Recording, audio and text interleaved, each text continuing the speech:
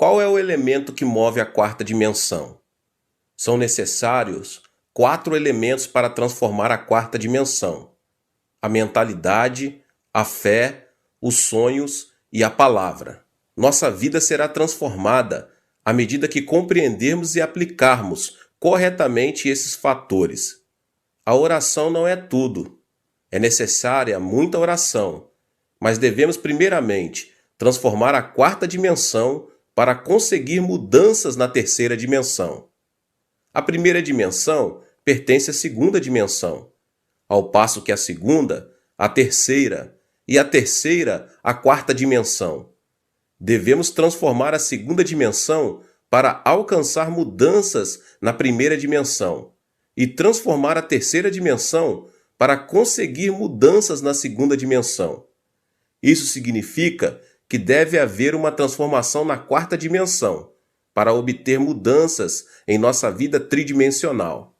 A transformação da quarta dimensão depende de nossa mentalidade, nossa fé, nossos sonhos e nossa palavra. Devemos primeiramente alcançar nesses 4 aspectos para obter a mudança em nossa vida. A pergunta que se faz necessária nessa noite é: sendo assim, qual é o método para alcançar tal transformação? O primeiro elemento é a mentalidade. Deus dotou o homem com o primeiro elemento chamado mentalidade, para que este transformasse a quarta dimensão. A mentalidade é imensurável da perspectiva da terceira dimensão. É algo que somente se manifesta na quarta dimensão. A mentalidade não tem densidade nem largura, é invisível, ela é infinita e eterna. A imaginação do homem pertence à quarta dimensão.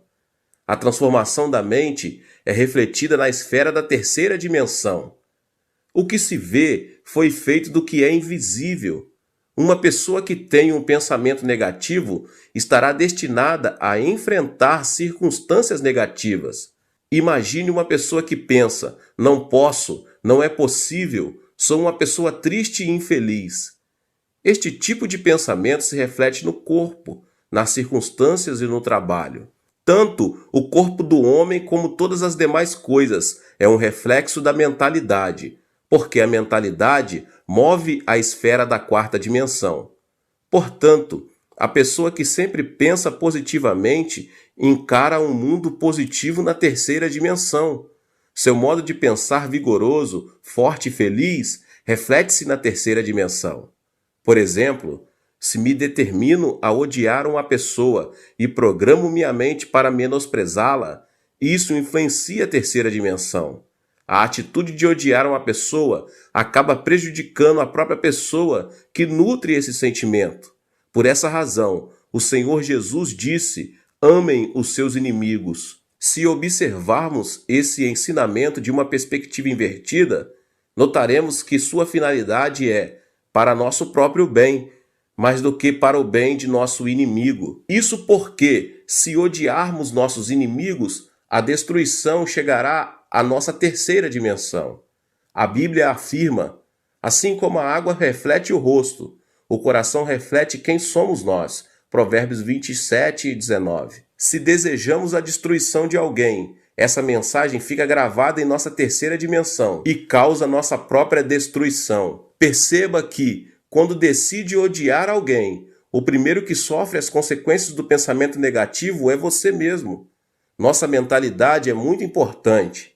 Aqueles que têm o péssimo hábito de se reunir em grupinhos para falar mal de outros enfrentam circunstâncias negativas na terceira dimensão. Há ocasiões em que nos sentimos mal física e emocionalmente depois de falar mal de alguém. Isso acontece porque as palavras são transmitidas em formas de uma ordem que se manifesta na terceira dimensão. A quarta dimensão não distingue o você do eu. Antes, contém somente mensagens. O mecanismo da quarta dimensão funciona da seguinte forma: uma mensagem é gravada na mente, e isso se reflete na esfera mais próxima, que é o corpo e a vida cotidiana. Portanto, não existem segredos na quarta dimensão. No mundo da quarta dimensão é diante de Deus, nada é encoberto, tudo é visto claramente. Se falharmos e, consequentemente, concebermos um pensamento errôneo, devemos ser curados com a palavra do Antigo e do Novo Testamento. A palavra de Deus é uma palavra que pertence à quarta dimensão espiritual. Jesus disse: "As palavras que eu lhes disse são espírito e vida." A palavra tem o poder de transformar a mentalidade das pessoas. A terceira dimensão será modificada quando a mentalidade for curada pela palavra. Estive no ministério por 47 anos e nunca deixei de pensar no crescimento da igreja. Sempre pensei que o crescimento da igreja pode ser alcançado, que multidões virão e o milagre acontecerá. Esse pensamento positivo da quarta dimensão transmite uma mensagem positiva à terceira dimensão. Em minha vida pastoral, tudo aconteceu segundo minha fé. A Bíblia diz que lhes seja feito segundo a fé que vocês têm. Assim, foi feito segundo minha fé, e testemunhei o resultado de minha fé. O que eu pensava foi feito na terceira dimensão. Os crentes devem mudar a mentalidade pela quarta dimensão da palavra de Deus. Assim acontecerá o extraordinário milagre de Deus. O segundo elemento é a fé. O segundo elemento que transforma a quarta dimensão é a fé. A fé é um elemento poderoso que transforma a terceira dimensão por meio da quarta dimensão. A Bíblia afirma: "Como você creu, assim lhe acontecerá." Tudo é possível àquele que crê. O Senhor Jesus disse: "Eu lhes asseguro que se alguém disser a este monte, levante-se e atire-se no mar, e não duvidar em seu coração, mas crer que acontecerá o que se diz, isso lhe será feito."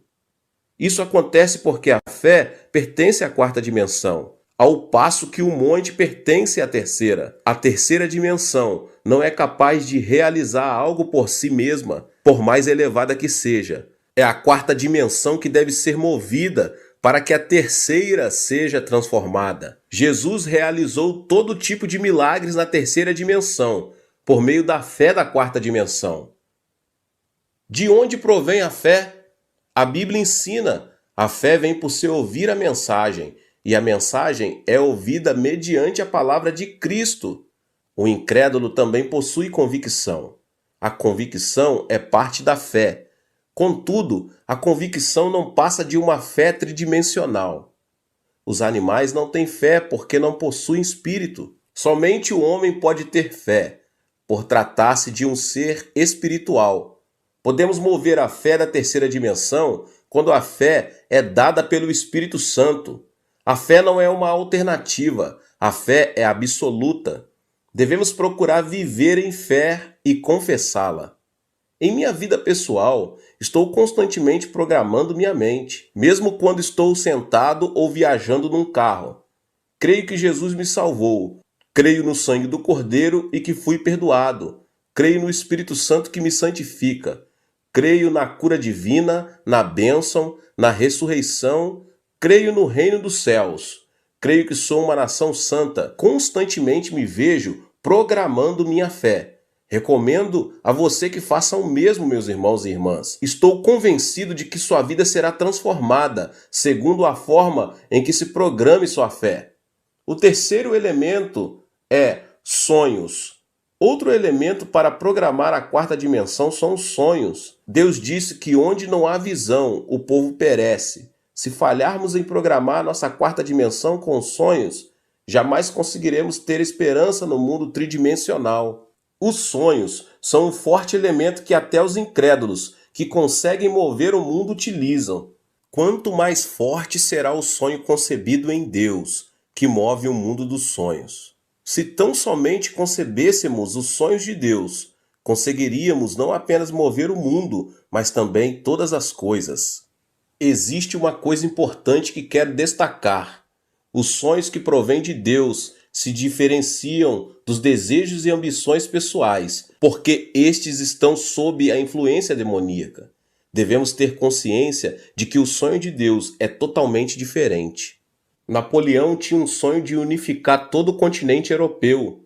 Como consequência, deixou toda a Europa de cabeça para baixo. Hitler tinha um sonho de conquistar toda a Europa com os arianos. Mais que um sonho, tratava-se de uma ambição que implicava a morte de milhares de pessoas e acabou destruindo toda a Europa. Lenin tinha o sonho de conquistar o mundo pelo regime comunista. terminou conquistando toda a Europa Oriental e causando um grande conflito entre todas as nações do mundo, incluindo a África e a Ásia.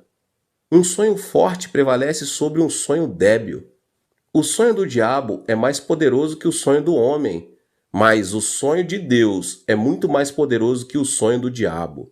Devemos conceber o sonho que provém do Espírito Santo, pois é o Espírito de Deus que faz conceber os sonhos divinos, e é o nosso dever programar a mente com os santos sonhos de Deus. O futuro de uma pessoa depende de seu sonho.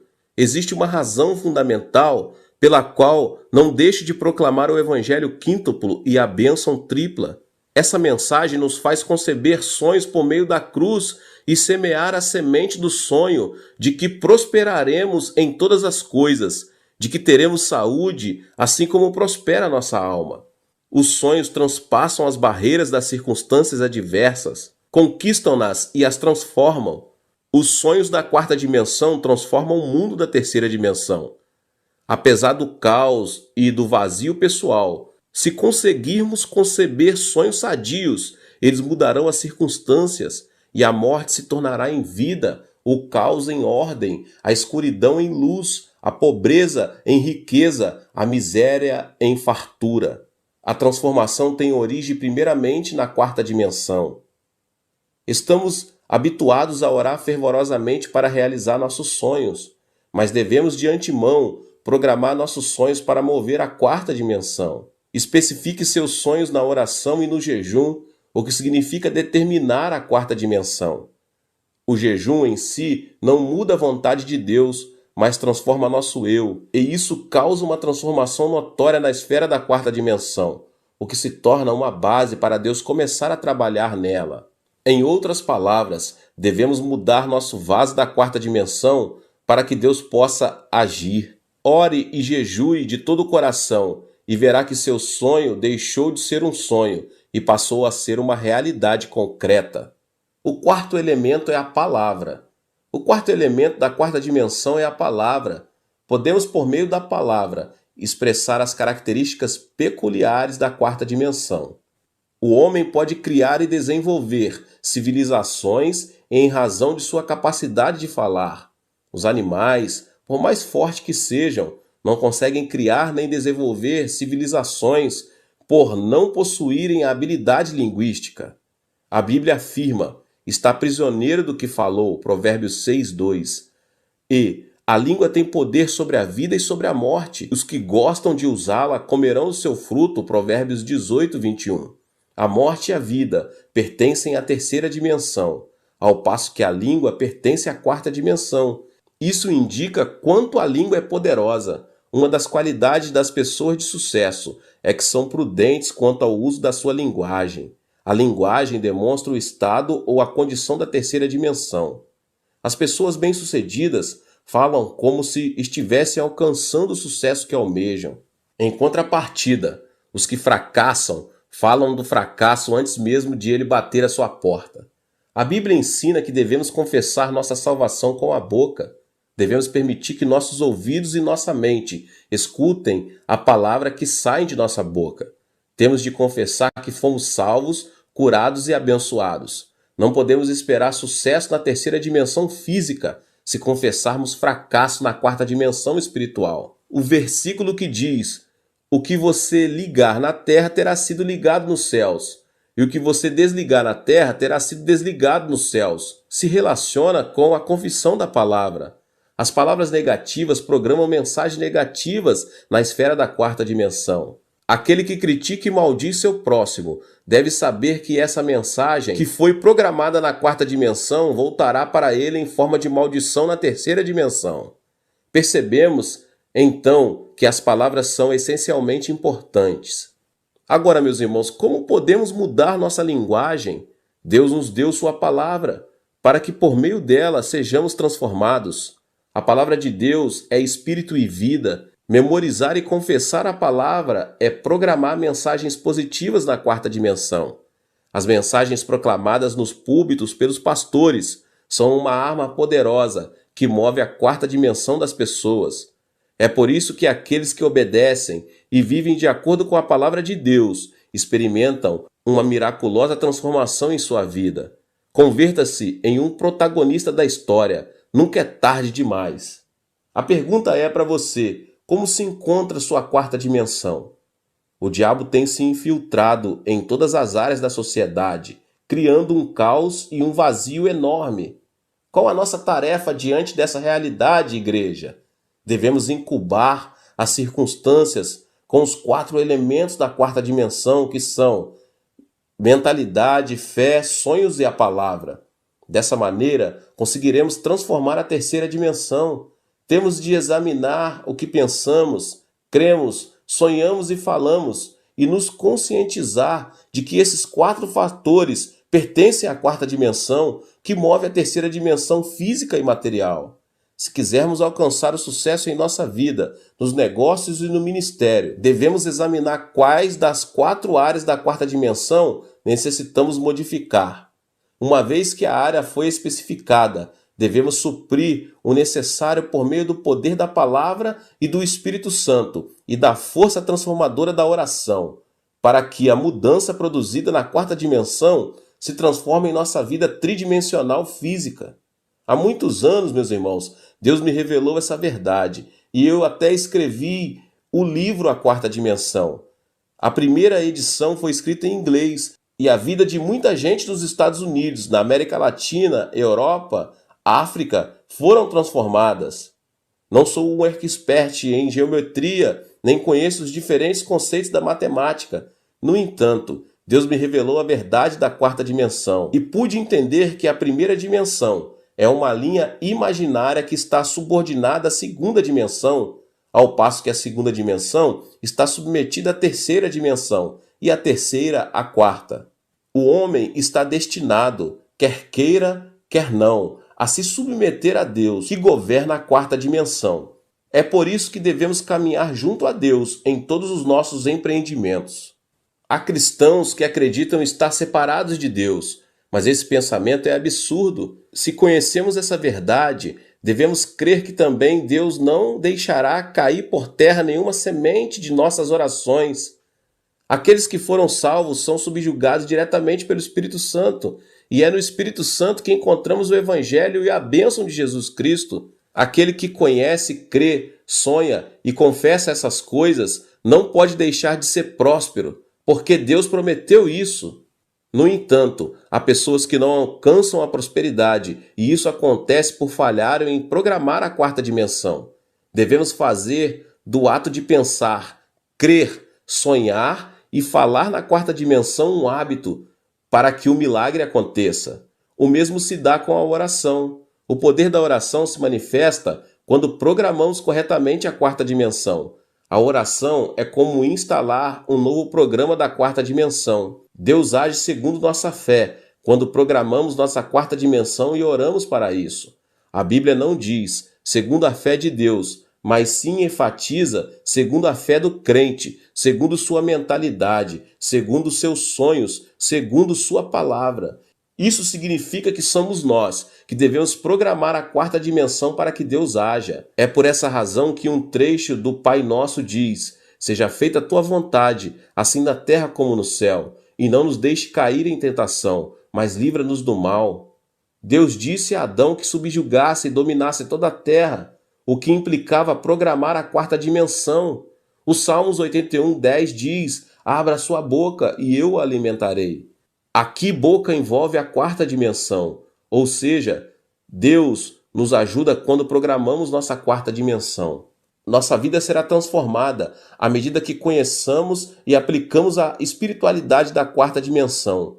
Em vez de criticar e maldizer os outros, comece a dizer em grupo qual é o plano para programar sua quarta dimensão. Não podemos ocultar nada de Deus e estamos descobertos ante o Deus da quarta dimensão. Podemos ser abençoados se tão somente conseguimos programar com êxito nossa quarta dimensão.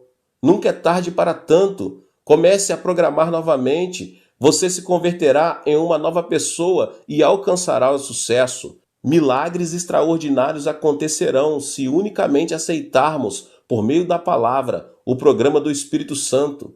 Esta é uma profunda verdade porque vem de Deus Minha oração é que você experimente essa verdade em sua vida e circunstâncias. Comece a disciplinar sua mentalidade, fé, sonhos e palavra por meio da oração, da palavra e do Espírito Santo. Sei que sua vida já entrou num processo de transformação. Deus te abençoe mais uma vez. Que palavra poderosa, né? Aproveita para se inscrever aqui no canal e ativar o sininho das notificações. Você que chegou aqui talvez pela primeira vez, deixe também aqui o seu like e não se esqueça de compartilhar esse vídeo com as pessoas que você mais ama. Nos vemos nos próximos vídeos. Deus abençoe. Em Hebreus, no capítulo 11, nos versos 1 e 2, diz assim a palavra do Senhor: Ora, a fé é a certeza daquilo que esperamos e a prova das coisas que não vemos. Pois foi por meio dela que os antigos receberam bom testemunho. Após muito esforço, certo viajante que atravessava o deserto do Saara descobriu um oásis, onde resolveu passar a noite. Ao ver que seu guia, um homem muito sério, ajoelhara para orar, aproximou-se dele e disse: A quem você está orando? A Deus, respondeu ele. Zombando do guia, o viajante perguntou: Por acaso você viu Deus? O homem respondeu: Não o vi. Então como sabe que Deus existe? Você pode me explicar e provar a existência dele? Diante daquela pergunta, o guia manteve-se calado. Ao observar que este não podia responder com certeza, o viajante disse em tom arrogante: Neste mundo, Deus não existe. Todas as coisas aqui são produto do acaso. Deus não passa de uma invenção da imaginação, em quem os imbecis e analfabetos, como você, depositam a confiança. Quem é instruído e civilizado, como eu, não crer em Deus. Portanto, não pense em bobagens e vai dormir. Depois de dizer isso, o viajante foi para sua tenda e adormeceu. O guia ficou sozinho em meio à escuridão, pensativo por não ter dado nenhuma resposta ao homem. Sentiu-se um tanto aborrecido e ficou meditando em como poderia responder aquela pergunta. Depois de muito tempo, levantou-se da cama, montou em seu camelo e começou a dar dezenas de voltas ao redor da tenda onde o viajante estava descansando. Em seguida, com um sorriso no rosto, amarrou o camelo e foi dormir.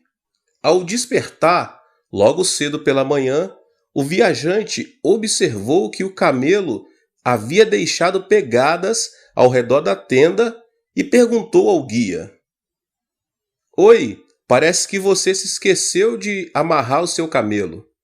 Como sabe? Por acaso o senhor viu o camelo andar por aí? Não vi.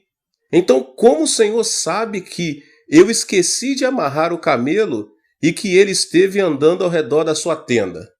Rindo, o viajante apontou para as pegadas do camelo e disse: Olhe, por acaso você não vê as marcas deixadas por seu camelo? Como não saber que um camelo esteve dando voltas ao redor de minha tenda?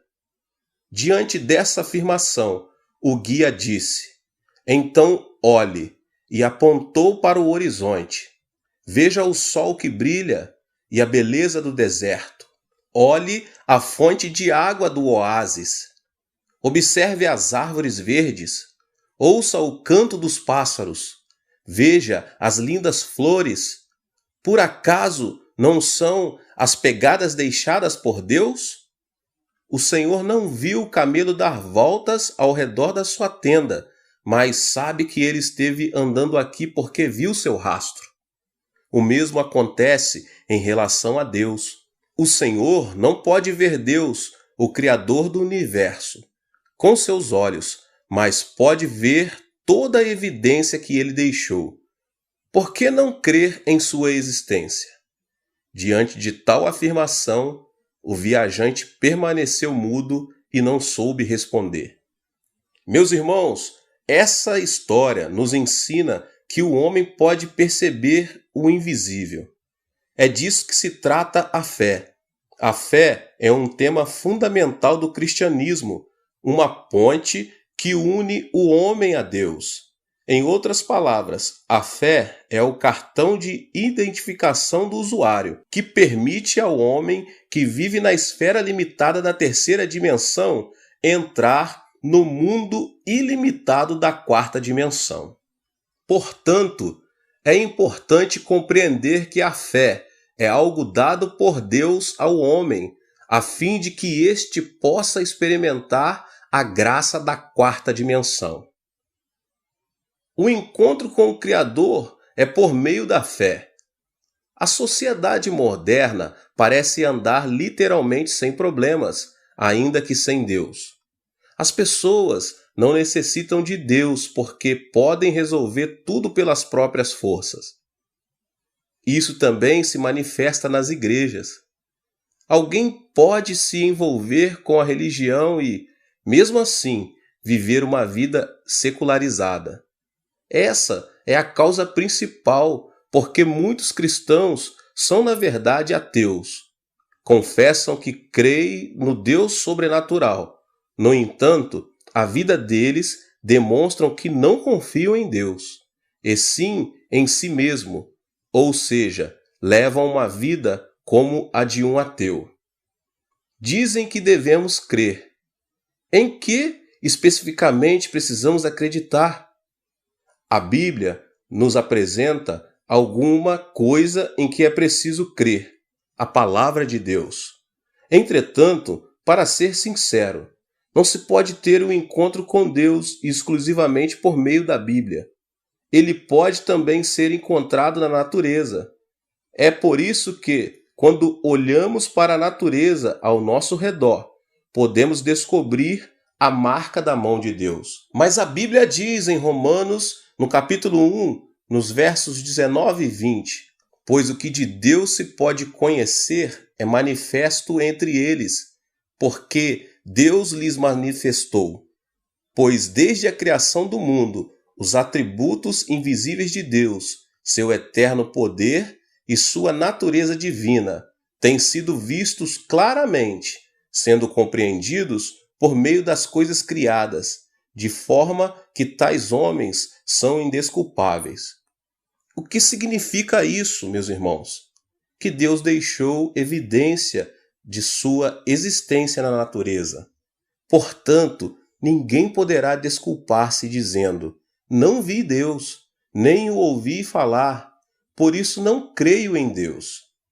O Salmo 19:1 diz: os céus declaram a glória de Deus, o firmamento proclama a obra das suas mãos. Meus irmãos, em outras palavras, a natureza evidencia a existência de Deus e isso fortalece a nossa fé. A Bíblia declara que as estrelas incontáveis, o sol resplandecente, a lua, os rios, os oceanos, enfim, toda a natureza, foram criados por Deus. Se alguém não crê em Deus, mesmo contemplando todas estas coisas, não significa que faltam evidências da existência divina. Antes, isso revela que os olhos das pessoas estão cegos por causa do pecado, que a impede de ver a glória de Deus. É preciso encontrar com o Salvador de nossas almas por meio da fé. Como acabei de dizer, podemos crer na existência de Deus por meio da natureza. No entanto, Deus não se manifestou somente por meio da natureza. Ele nos revelou também um segredo. Refiro-me a Jesus Cristo, Filho de Deus. Olha só o que diz em João, no capítulo 1. Aquele que é a palavra tornou-se carne e viveu entre nós. Vimos a sua glória, glória como do unigênito vindo do Pai, cheio de graça e de verdade. João dá testemunho dele. Ele exclama: este é aquele de quem eu falei. Aquele que vem depois de mim é superior a mim, porque já existia antes de mim. Todos recebemos da sua plenitude, graça sobre graça. Pois a lei foi dada por intermédio de Moisés. A graça e a verdade vieram por intermédio de Jesus Cristo. Ninguém jamais viu a Deus, mas o Deus unigênito, que está junto do Pai, o tornou conhecido. João capítulo 1, verso 14 ao 18. Não podemos ver Deus com os nossos olhos físicos, mas Jesus veio até nós em carne e nos manifestou o Pai. Portanto, vemos Deus por intermédio de Jesus Cristo. Tocamos em Deus por intermédio de Jesus Cristo. Vivemos junto a Deus por intermédio de Jesus Cristo. É por meio de Jesus Cristo que nos tornamos capazes de não contestar a existência do Deus vivo. Jesus feriu seu corpo e derramou seu sangue na cruz para pagar o preço de nossos pecados. A graça da redenção é algo que nos comove. Depois da queda de Adão, o homem tornou-se incapaz de se aproximar de Deus. Tampouco Deus podia se aproximar do homem, por causa do grande muro que havia sido erguido pelo pecado. Entretanto, o precioso sangue de Jesus derrubou este muro. A consequência disso é que Deus aproximou-se do homem por intermédio do seu Espírito, e o homem pôde acessar o trono divino por meio da oração. Com muita propriedade, Simone Weil assim se expressou: nosso local de nascimento é a cruz de Cristo. Não obstante, é impossível o pecador ter um encontro com Cristo.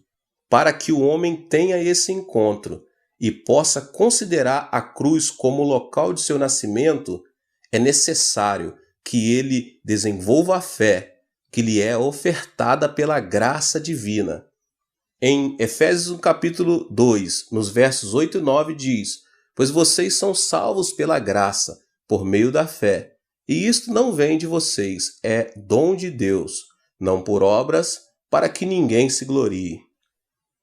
Ouça agora essa história real e muito importante. A morte de um jovem pastor de ovelhas. No norte da Escócia, havia uma ponte de ferro que atravessava todo um vale. Por baixo dela corria um rio. A ponte era tão alta que dava medo. Certo dia, bem cedo, um jovem pastor de ovelhas observou que uma parte da ponte estava caída em razão da forte chuva da noite anterior. Nesse instante, ouviu o ruído de um trem.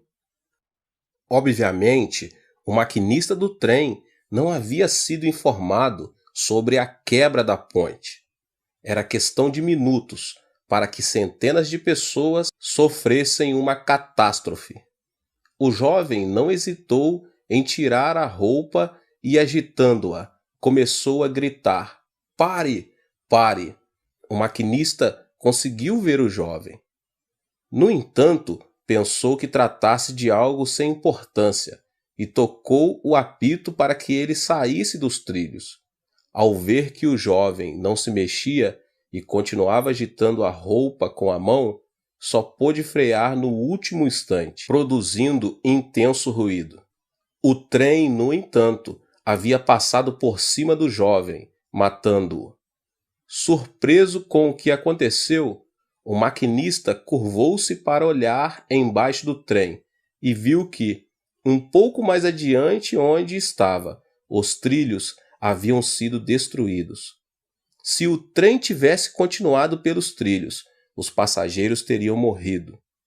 Ao ver aquilo, todos os passageiros ficaram pálidos e o maquinista acenou-lhes: venham todos aqui e vejam o jovem pastor que sacrificou sua vida para salvar a nossa. Todos se aproximaram para ver o corpo em pedaços. O jovem pastor não hesitara em dar a vida para fazer o sinal que detivesse o trem, que seguia para a morte certa. Esse é um fato real.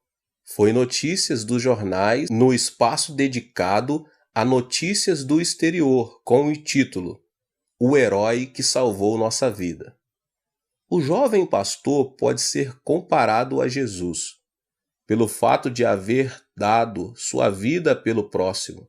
Tal como o trem que seguia os trilhos destruídos, nossa vida se dirigia para o inferno. Jesus Cristo, porém, colocou-se entre ela e os nossos pecados.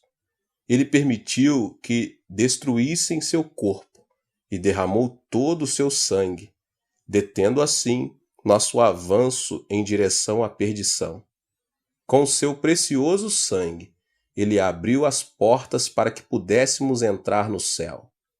Com isso, em Cristo, temos abertas as portas da felicidade e da esperança. Um encontro pela fé através da palavra. De Gênesis a Apocalipse, a palavra de Deus é um presente do Pai para nós. Por meio da palavra, ouvimos a voz de Deus, iniciamos uma etapa de diálogo com Ele, passamos a conhecê-lo com mais profundidade e tornamos possuidores de uma fé mais pura. Em sua vida, o cristão tem por parâmetro a palavra de Deus. Como cristãos, não devemos confiar em nenhuma revelação, a não ser a Bíblia.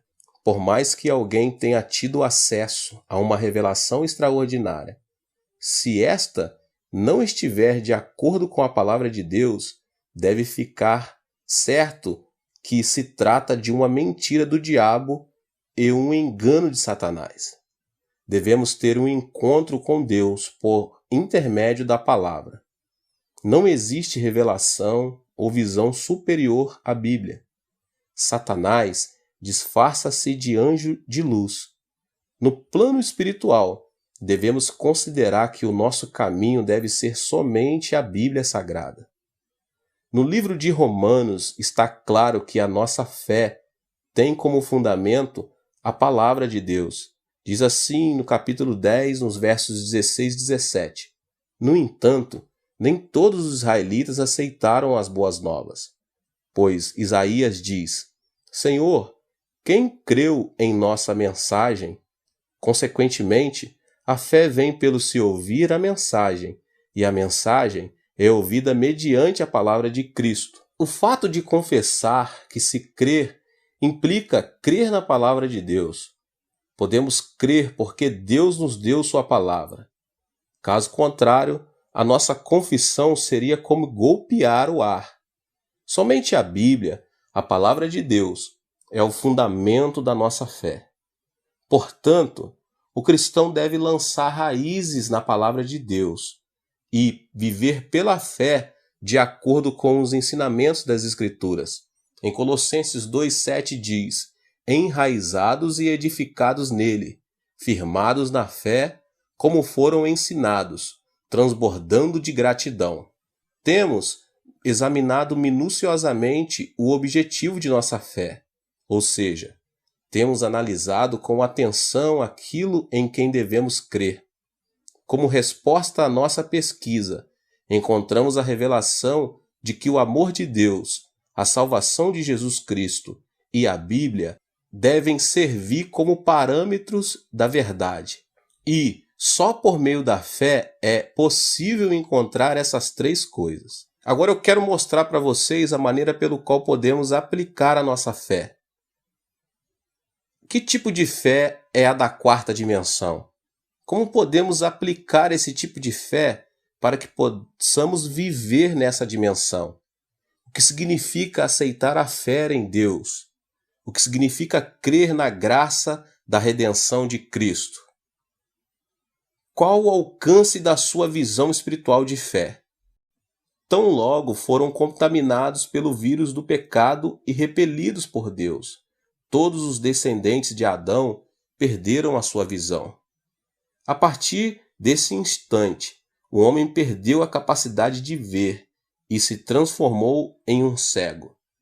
A vida do homem tornou-se muito infeliz e miserável, como os exemplos narrados pela Bíblia acerca do homem encontrado fora do jardim do Éden, o assassinato de Abel pelo próprio irmão Caim e o homicídio sem restrição por parte de Lameque, que se vingou 70 vezes 7.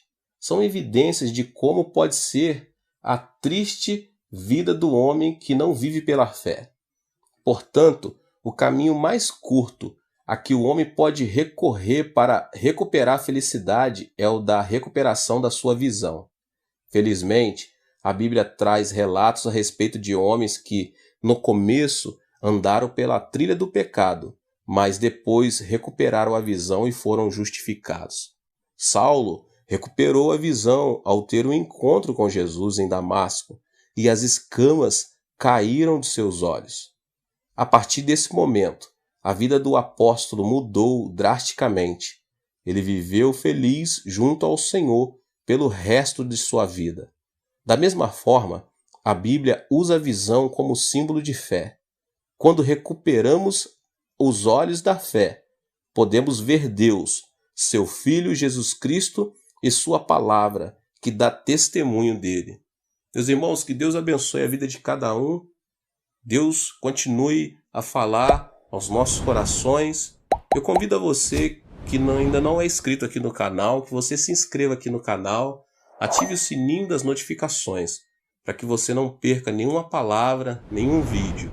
Não esqueça de deixar aqui o seu like e de compartilhar este vídeo com as pessoas que vocês mais amam. Nos vemos nos próximos vídeos. Tchau, tchau. Fiquem na paz do Senhor Jesus Cristo. Amém.